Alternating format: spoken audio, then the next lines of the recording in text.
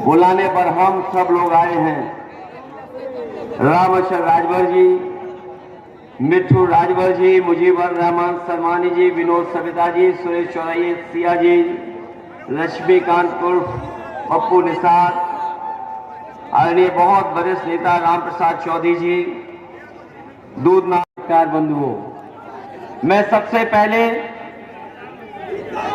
जननायक कर्पूरी ठाकुर सामाजिक न्याय महारैली में उपस्थित सभी साथियों का मैं बहुत बहुत धन्यवाद और आभार प्रकट करना चाहता हूं। मैं जहां सामने बैनर में देख रहा हूं, हमारे नाई समाज के लोगों ने लिखा है, नारे लगाए हैं उसमें, जो एक बैनर में देख रहा हूं कि गर्व से कहो हम नाई हैं। मैं अपने समाजवादी साथियों से कहूंगा, ये तो हमारे नाई समाज के लोग नारा लगा रहे हैं कि गर्व से कहो हम नाई हैं। हमारे समाजवादी साथी इनको जोड़ते हुए कहेंगे कि गर्व है कि हमारे ये भाई हैं।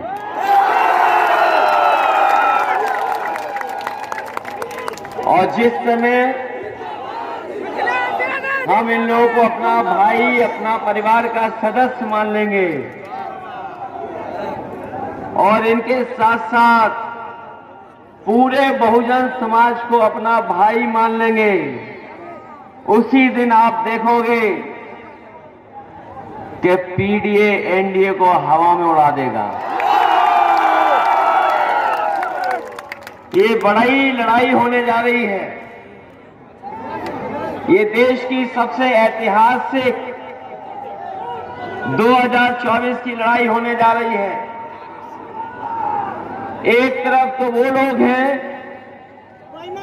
जिन्होंने हजारों साल हम लोगों को अपमानित किया है, हजार साल से अपमानित कर रहे हैं, और दूसरी तरफ वो लोग रहेंगे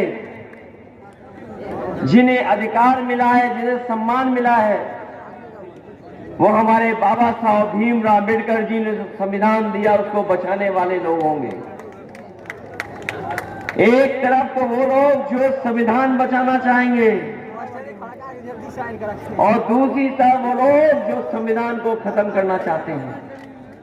अभी मैं अपने साथियों का भाषण सुन रहा था, उन्होंने बहुत पुरानी बातें याद दिलाई। वो बातें याद दिलाई जो हमारे और आपके दिल को दुख पहुंचाती हैं। वो बातें याद दिलाई जो हमें हिम्मत देती है कि हमें संघर्ष करना है। जो बात अगर कभी कर्पूरी ठाकुर जी के लिए कही गई हो, जो मुख्यमंत्री रहे हो, उनके बारे में नारे लगाए गए हो, उत्तर प्रदेश के मुख्यमंत्री रहे उनके नारे लगाए गए हो, या हमने और आपने अपनी आंखों से समय समय पर देखा है ये जो कुर्सी पे बैठे लोग किस तरीके से और किस चतुराई से हमें आपको अपमानित करते हैं। ऐसे तो हमारे साथी, जहां ये कार्यक्रम हो रहा है, ये मुख्यमंत्री जी का गृह जनपद है और अक्सर हमारे साथी उन्हें कहीं न कहीं सोशल मीडिया पर, अखबारों में, टीवी में देखते होंगे। मुझे बहुत सी चीजें कभी कभी अखबारों की तस्वीर से देखने को मिलती हैं। गोरखपुर वालों, आपने कहीं नहीं बताया कि मुख्यमंत्री फिल्में भी देखते हैं। वैसे तो उनके काम अलग तरह के हैं, लेकिन इधर मैंने देखा है कि वो फिल्में देख रहे हैं। और मैंने कई बार कहा कि जो फिल्म देखी जाए वो आगे बैठ के नहीं देखी जाती है, वो पीछे बैठ के देखी जाती है। देखने जाता है तो वो कभी आगे बैठ करके नहीं देखता है। जो फिल्म देखने हॉल में जाएगा वो पीछे बैठ के देखेगा। जो बालकनी होती है वहां से फिल्म अच्छी दिखती है, लेकिन हमारे मुख्यमंत्री कमाल के हैं, वो फिल्म पीछे से नहीं देखते हैं, हॉल के आगे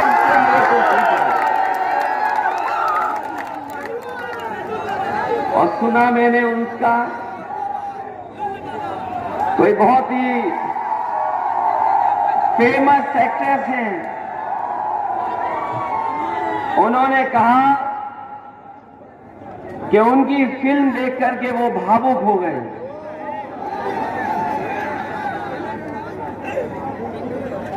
और जो सोशल मीडिया पे तस्वीर चल रही थी वो ऐसा लग रहा था कि वाकई वो फिल्म देख करके भावुक हो गए होंगे। लेकिन उस फिल्म के बारे में मैंने जब जानकारी की तो कई सिनेमा हॉल में कोई टिकट लेने नहीं आया। सोचिए आप। और अगर वो हमारा आपका दुख समझ ले मुख्यमंत्री जी, तो शायद रेगिस्तान में बाढ़ आ जाएगी, इतनी आंसू बहा देंगे।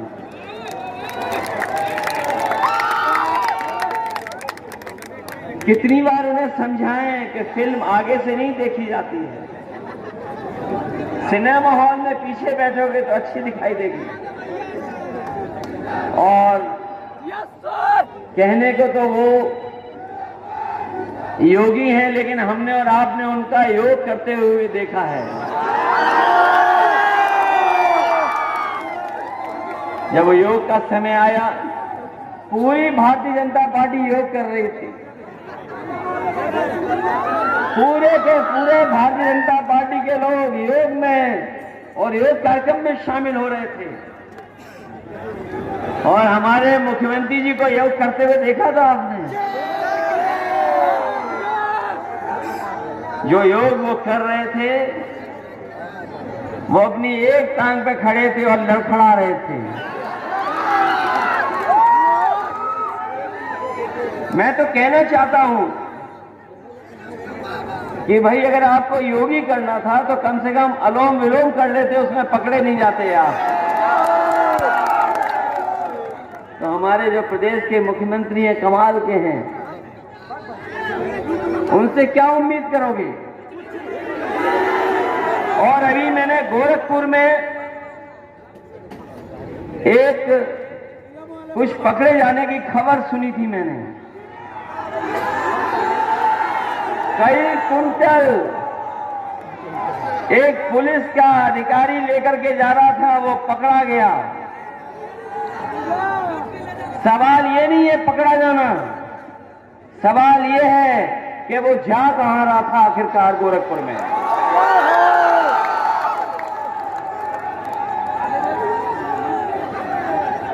पकड़ा जाना कोई खबर नहीं है।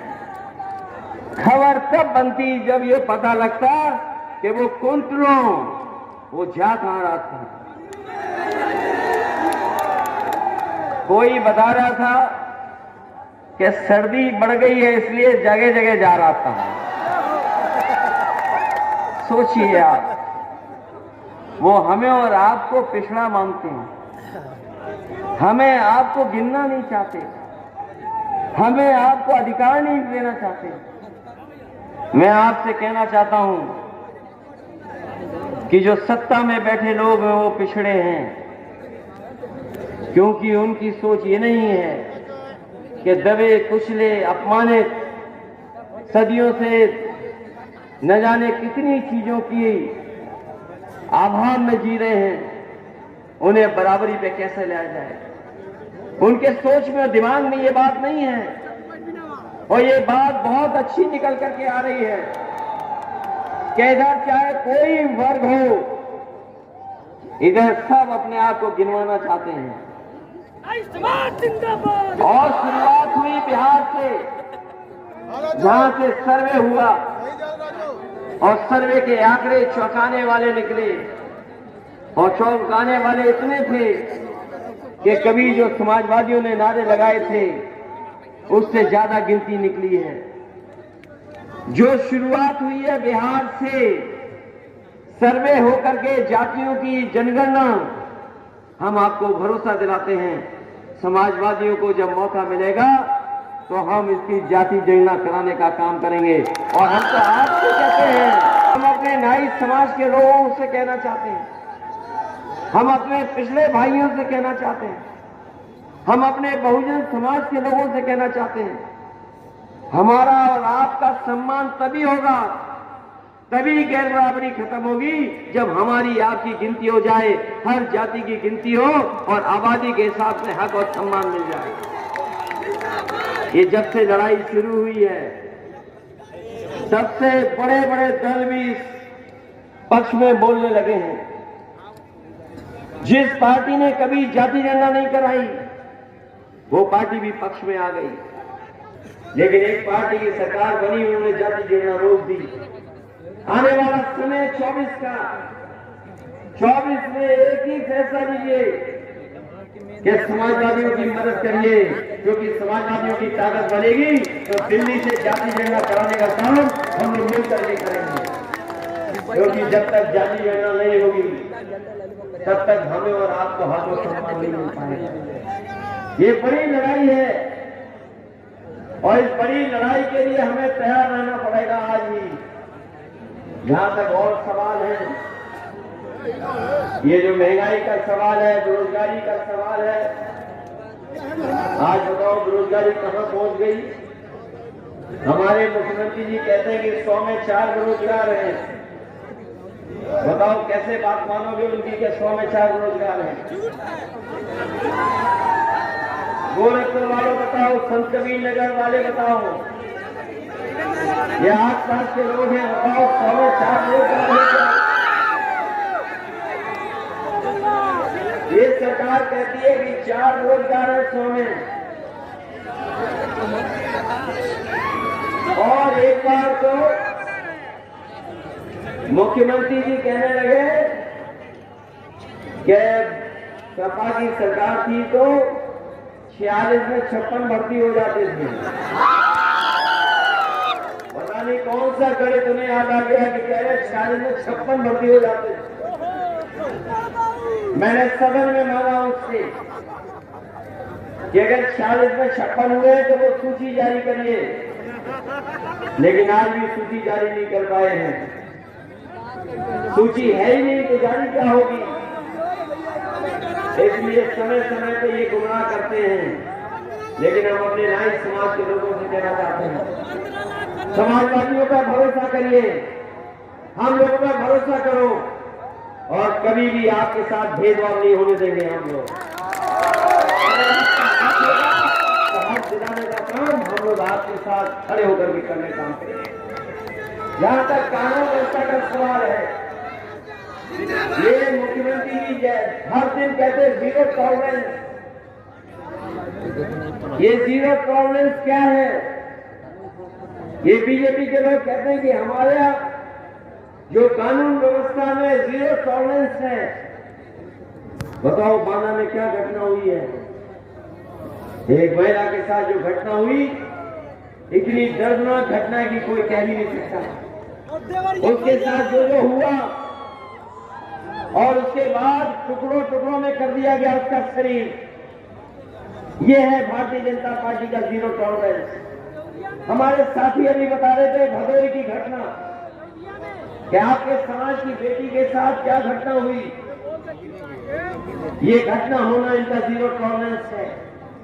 अभी कानपुर में घटना हुई, देवरिया में जो घटना हुई, इस गोरखपुर में घटना हुई, कोई महीना नहीं जाता जब किसी बेटी या महिला के साथ घटना गोरखपुर में न हो जाती हो। और जब जब मुख्यमंत्री आए हैं और अगर मुख्यमंत्री वापस गए हैं तो किसी न किसी की हत्या हो गई है। आप अखबार उठा करके देख लो।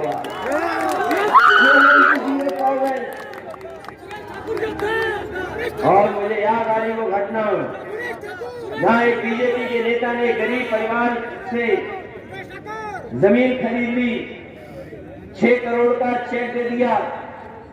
उस सीधे सारे इंसान को नहीं पता था कि 6 करोड़ का कब जमा करना है। बीजेपी का नेता दोबारा गया रजिस्ट्री कराने के बाद, उसने कहा कि चेक में थोड़ी कमी छूट गई है, मुझे चेक वापिस दे दो। वो सीधा सारा आदमी गरीब गांव का रहने वाला भोला भाला, उसने बीजेपी के नेता को वो 6 करोड़ का चेक वापस कर दिया। उस बीजेपी के नेता ने चतुराई से उस चेक को फाड़ दिया और उसको कहा कि जाओ घर में, दोबारा हम चेक दे देंगे। कई दिनों इंतजार करने के बाद, कई बार बीजेपी के नेता के घर जाने के बाद उसको चेक वापस नहीं मिला। मजबूरी में उसने आत्महत्या कर ली। आज भी कानपुर में 2 बेटियों की न्याय मांगनी, अभी भी न्याय नहीं मिला। वो बीजेपी का नेता अभी भी खुलेआम घूम रहा, उसके खिलाफ कोई कार्रवाई नहीं है। वैसे तो इनका बुलडोजर तैयार रहता है, कहीं भी चल देता है। बुलडोजर तैयार रहता है कि चल देता है कहीं भी, लेकिन अगर बीजेपी का नेता अगर कोई अपराध करेगा, लिख हो जाती है, ड्राइवर भाग जाता है। गरीबों पे चला रहे हैं, मुसलमान भाइयों पे चला रहे हैं। और यहां पर तो बुलडोजर चला, हमारे पत्रकार साथी जानते होंगे, मुख्यमंत्री जी ने अपनी जगह पर बुलडोजर चलाया, उसकी बाधाई ली और जो नुकसान हुआ उसमें करोड़ों रुपए वसूल लिए उन्होंने। दुकानें उन्होंने गिराई जिस पर बुलडोजर चला, कुछ लीगल था कुछ इलीगल था। ये पहले मुख्यमंत्री हैं जिन्होंने बुलडोजर चला करके करोड़ों रुपया सरकार के खजाने से लेने का काम किया है। अगर मुख्यमंत्री खुद अपनी जमीन पर बुलडोजर चला करके सरकारी पैसा ले सकते हैं, तो इनको तमाम वो लोग जिनके घर तोड़े हैं, जिन पर बुलडोजर चले हैं, उन्हें भी वही पैसा दो जो मुख्यमंत्री ने खुद अपने लिए पैसा सरकारी खजाने से निकाला है। वैसे तो मुख्यमंत्री जी की हमने सड़कें देखनी है, गड्ढे वाली सड़कें देखनी है और सड़कों में नई भर्ती हुई है, नई ट्रैफिक पुलिस आई है। कोई दिन में कम दिखाई देती, रात में तो सड़क में वही मैनेजमेंट कर रही है। और वो सबसे प्रिय जानवर भी बीजेपी का है। ये बीजेपी का प्रिय जानवर जो सड़कों से लेकर के खेतों में घूम रहा है। जब मैं पिछली बार गोरखपुर आया था, देवरिया तक गया था, मुझे हर किलोमीटर में दिखाई दिया था।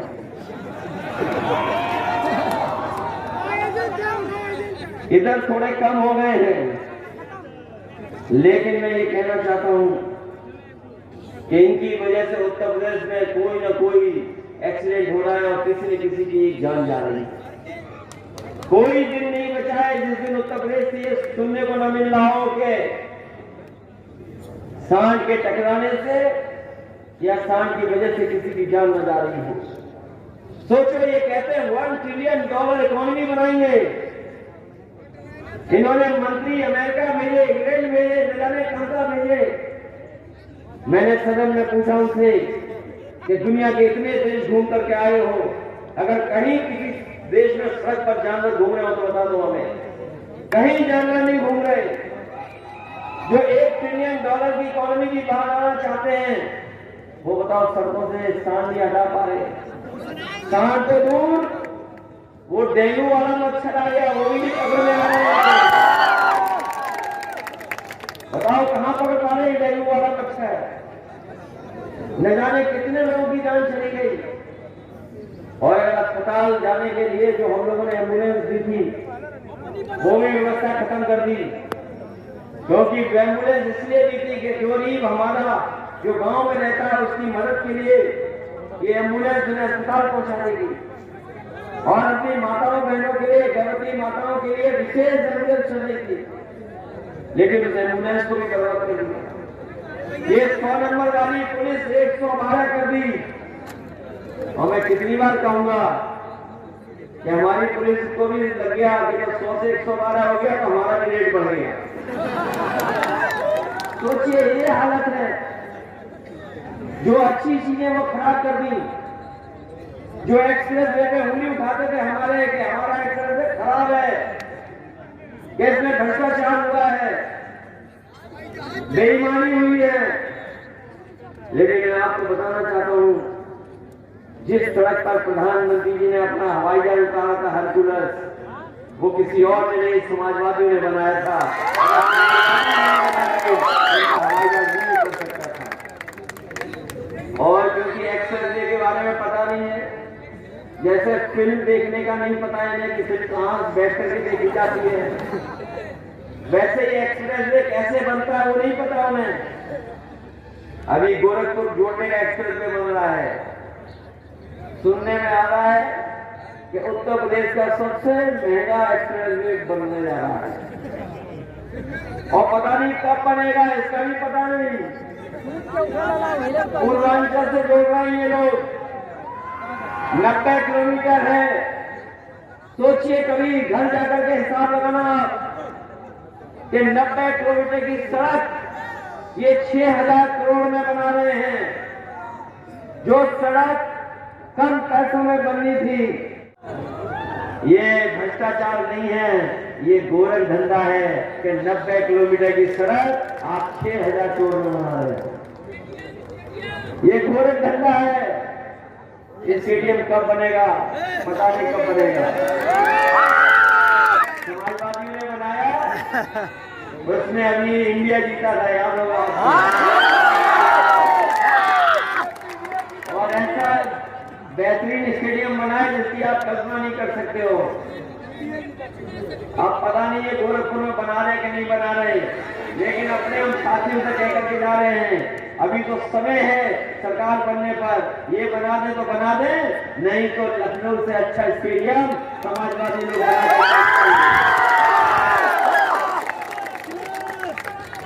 इसलिए बहुत सी बातें की जा सकती हैं आपके बीच में, बहुत सी बातें की जा सकती हैं आपके बीच में, लेकिन सच्चाई ये है कि आज हर वर्ग के लोग दुखी हैं, हर वर्ग के लोग दुखी हैं।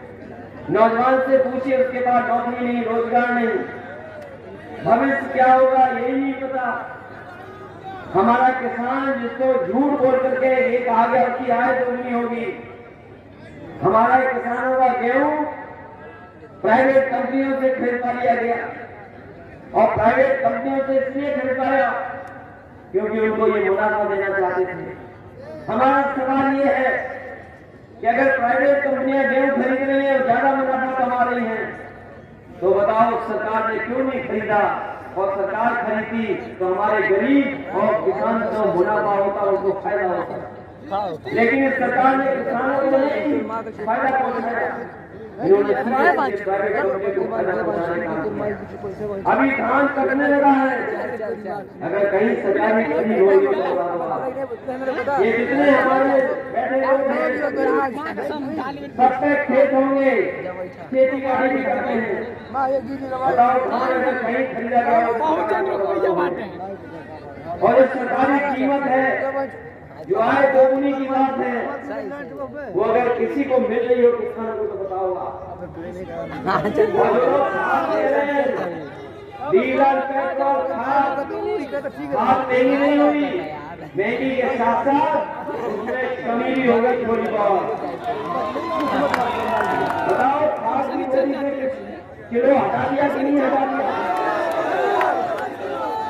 और हमने चुनाव में कहा था कि ये जो महंगाई है, ये मुनाफा कैसे कमाया जाता है, पार्ले जी बिस्किट पैकेट से सीख रहे हैं। आपने देखा होगा हमारे ये बुजुर्ग हैं, बुजुर्ग हैं हमारे या पैसे बैठे होंगे, पहले इतना बड़ा आता था पाले जी का पैकेट, जैसे जैसे महंगाई बढ़ती गई पैकेट छोटा होता चला गया।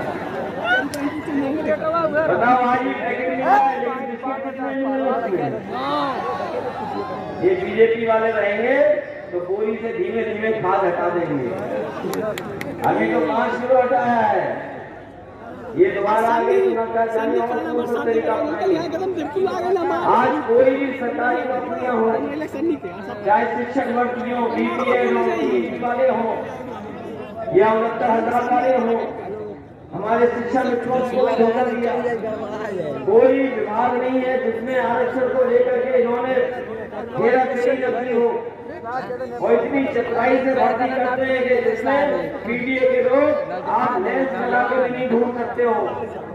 आप गोरखपुर की भर्ती देख लो, किसी भी मेडिकल कॉलेज की भर्ती देख लो या और सरकारी नौकरियां, यहीं पर देख लो कितना आपके साथ भेदभाव हो रहा है।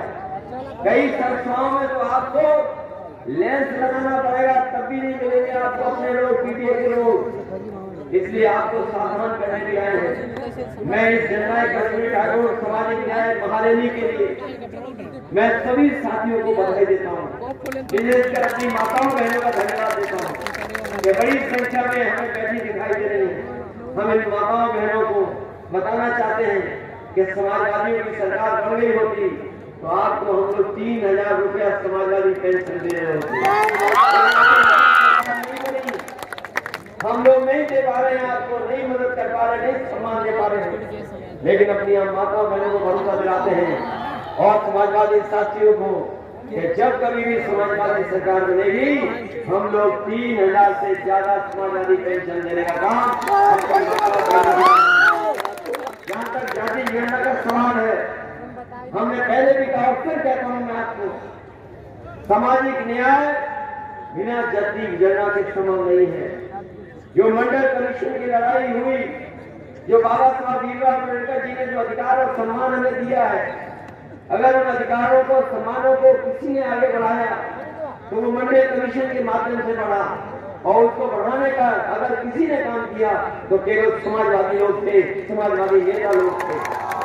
इसलिए हम अपने न्याय समाज के लोग कहकर गिरा रहे हैं और अपने पिछले भाइयों से कि ये जब से हम लोगों ने पीडीए का नारा दिया है, ये एनडीए वाले घबरा रहे हैं, ये एनडीए वाले घबरा रहे हैं।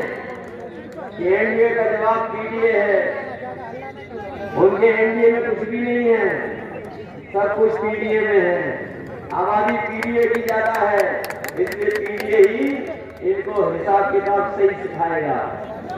इसलिए साथियों मैं एक बार फिर आपको बधाई देता हूँ, सबको बधाई देता हूँ कि इस कार्यक्रम को आपने सफल बनाया है। जो नारा आपने तख्ती पे लिखा है कि गर्व से कहो हम भाई हैं, हम समाजवादी लोग कहते हैं कि हम गर्व से कह रहे हैं कि आप हमारे भाई हैं। मैं केवल आप जोड़िए, औरों को भी जोड़िए, जो हमारे और आपके साथी हैं, जो समय समय पर हमसे दूर हो जाते हैं, उन्हें भी जोड़ने का काम करना। हम लोगों ने लगातार प्रयास किया था जोड़े उन लोगों को, समय समय पर हमारे साथ जुड़े भी, लेकिन किसी राजनीतिक स्वार्थ के कारण लोग हम लोग से दूर भी चले गए। लेकिन हमें भरोसा है कि 24 की लड़ाई में आप हम सब लोग मिलकर के काम करेंगे तो वो साथी भी आएंगे, जहाँ आपकी ताकत बढ़ेगी तो वो भी साथी आपके साथ आएंगे। इन्हीं शब्दों के साथ जननायक कश्मीर ठाकुर सामाजिक न्याय महारैली के लिए माननीय हमारे राम भवन शर्मा जी, राम जी और जितने भी समाजवादी साथियों ने सहयोग और मदद की है, राम प्रसाद चौधरी जी से लेकर के और साथियों का मैं बहुत धन्यवाद और आभार व्यक्त करता हूँ। इस उम्मीद भरोसे के साथ ये समाज जहाँ खड़ा है वहीं और लोगों को हम लोग जुड़ने का काम करेंगे, जिससे हम लोग आने वाले समय में आपको सम्मान दे सके, आपको हक दिला सके। आपके जो लगातार वर्षों से लड़ाई चल रही है कि हम बराबरी में सम्मान पाए, हमें उम्मीद है कि इसी तरह हम एकजुट रहेंगे तो आने वाले समय में हम सब लोग उस जगह खड़े होंगे जहां हमें आपको पूरा का पूरा सम्मान मिलेगा। इन्हीं शब्दों के साथ हम अपनी एक बार फिर बधाई देते हैं और हम ये भी भरोसा दिलाते हैं कि जब कभी हमें समय मिलेगा तो नए समाज के लोग वो हमेशा सम्मान देने का काम करेंगे। और अगर आपके नेता को भी सम्मान देने का मौका मिला तो उन्हें भी सम्मान देने का काम समाजवादी लोग करेंगे।